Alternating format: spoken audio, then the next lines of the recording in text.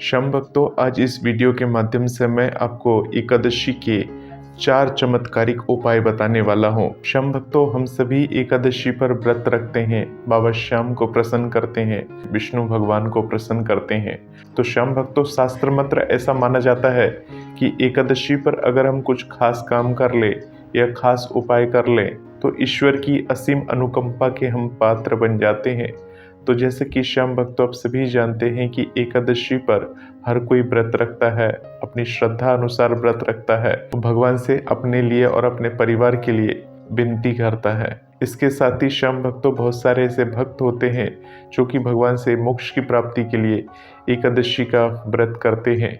तो श्याम भक्तों, आज इस वीडियो के माध्यम से मैं आपको एकादशी के 4 महाशक्तिशाली उपाय के बारे में बताने वाला हूँ और इस उपाय को आप बड़े ही आराम से अपने घर में कर सकते हैं। श्याम भक्तों, ऐसा माना जाता है कि अगर आप इन उपायों को करते हैं तो आपके जीवन में जो भी तकलीफें हैं, जो भी परेशानियां हैं, वो तो एकादशी व्रत रखने से ही पूरी हो जाती हैं। परंतु पूर्ण भाव के साथ अगर हम एकादशी के दिन ये काम कर लेते हैं तो भगवान की विशेष कृपा के पात्र हम बन जाते हैं। तो चलिए श्याम भक्तों, जानते हैं एकादशी के महा उपाय या एकादशी के दिन हमें क्या काम करना चाहिए। सभी श्याम भक्तों को जय श्री श्याम। श्याम भक्तों, कैसे हैं आप सभी?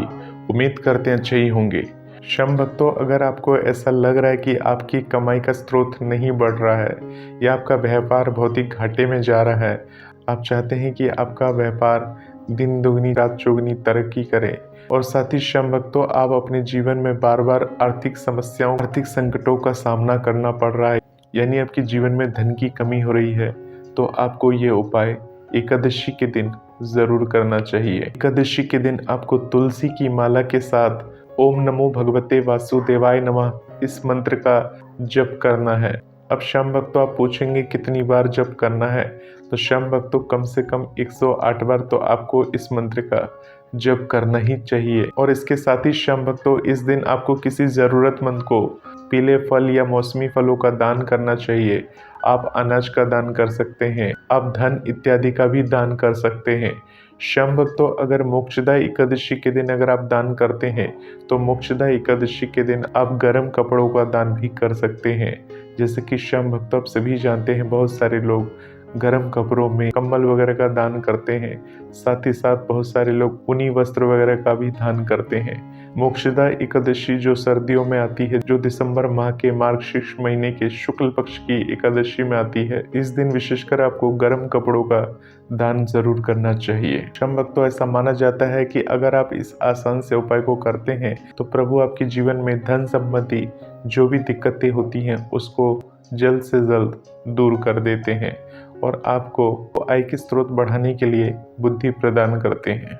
श्याम भक्तों, अगर आपकी कोई विशेष इच्छा है या कोई विशेष मन्नत है, आप चाहते हैं कि आपकी वो विशेष इच्छा या विशेष मन्नत जल्द से जल्द पूरी हो जाए, तो श्याम भक्तों, आप किसी भी एकादशी के दिन आपको तुलसी के समक्ष एक घी का दिया जला लेना है। और इसके साथ ही श्याम भक्तों, आपको ओम नमो नारायण नमः का मंत्र का जाप भी करना है।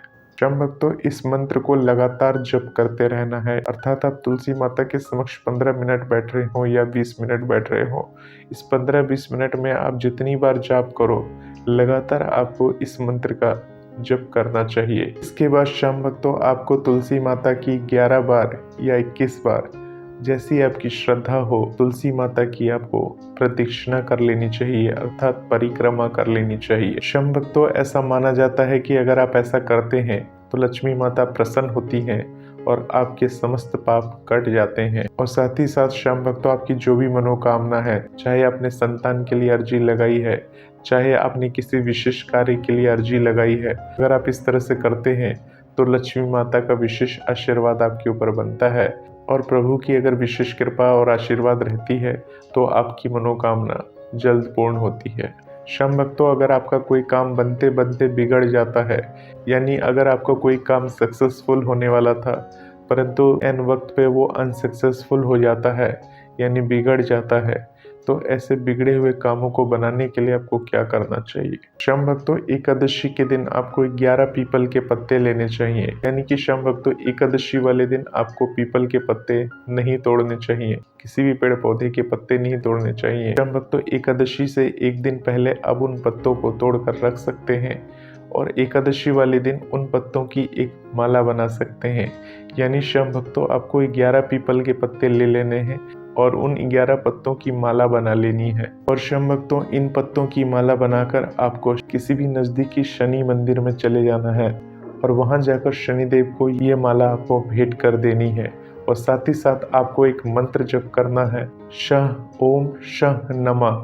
इस मंत्र का आपको 108 बार जप करना चाहिए। शम भक्तों, ऐसा कहा जाता है कि ऐसा अगर आप करते हैं तो समस्त परिस्थितियां आपके अनुकूल हो जाती हैं और साथ ही साथ आपके पितृ देवता बहुत ही अधिक प्रसन्न हो जाते हैं और आपको आशीर्वाद भी देते हैं। शम भक्तों, एकादशी के दिन कुछ चीजें अपने घर लाने से शुभ मानी जाती है। यानी शम भक्तों, आप एकादशी के दिन तुलसी, कामधेनु गाय की मूर्ति और दक्षिणावर्ती शंख लेकर आते हैं तो ऐसा माना जाता है कि माता लक्ष्मी और श्री नारायण का आशीर्वाद बना रहता है। शम भक्तों, मोक्षदा एकादशी वाले दिन ऐसा माना जाता है कि इस दिन आप चांदी की या पीतल की मछली खरीद कर, चाहे वो छोटी हो चाहे वो बड़ी हो, अगर खरीद कर अपने घर में लाते हैं तो उसका विशेष फल भी आपको प्राप्त होता है। क्योंकि शम भक्तों, ऐसा माना जाता है मार्गशीर्ष महीने में भगवान विष्णु ने मत्स्य अवतार लिया था, इसलिए मछली की प्रतिमा को रखना शुभ माना जाता है। वहीं शम भक्तों, अगर आप कामधेनु गाय की प्रतिमा वगैरह अपने घर में रखते हैं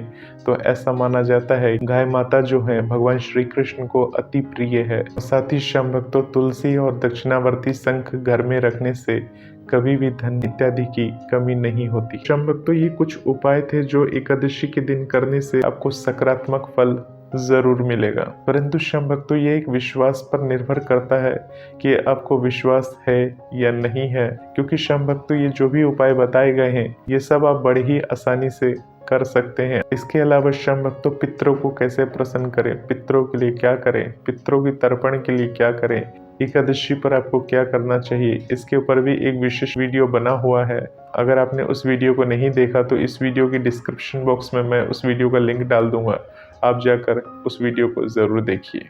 तो शम भक्तों, कुछ न करने से कुछ करना ज्यादा अच्छा है। इन उपायों को आप जरूर ट्राई कर सकते हैं और प्रभु की विशेष कृपा के आप पात्र बन सकते हैं। चलिए शम भक्तों, अब बात करते हैं साल 2024 में मोक्षदा एकादशी किस दिन पड़ने वाली है। शम भक्तों, मोक्षदा एकादशी की जो शुरुआत होगी वो 11 दिसंबर 2024 को ठीक सुबह 3:42 से इस तिथि की शुरुआत हो जाएगी और इस तिथि की जो समाप्ति होगी वो 11 दिसंबर की रात्रि और 12 दिसंबर की ठीक सुबह 1:09 पर इस तिथि की समाप्ति हो जाएगी।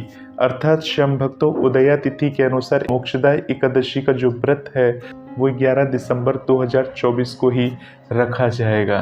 शम भक्तों, द्वादशी तिथि की जो शुरुआत होगी वो 12 दिसंबर की सुबह 1:09 से इस तिथि की शुरुआत होगी और इस तिथि की जो समाप्ति होगी वो 12 दिसंबर को रात्रि 10:26 पर द्वादशी तिथि की समाप्ति हो जाएगी। शम भक्तों, मोक्षदा एकादशी व्रत का पारण कब होगा इसके बारे में जानते हैं। तो शम भक्तों, मोक्षदा एकादशी व्रत का पारण जो होगा वो 12 दिसंबर 2024 को सुबह 7:05 से लेकर सुबह के 9:09 के अंदर आपको मोक्षदा एकादशी व्रत का पारण कर लेना है। मिलते हैं एक नए वीडियो के साथ, तब तक के लिए आप सभी शम भक्तों को जय श्री श्याम।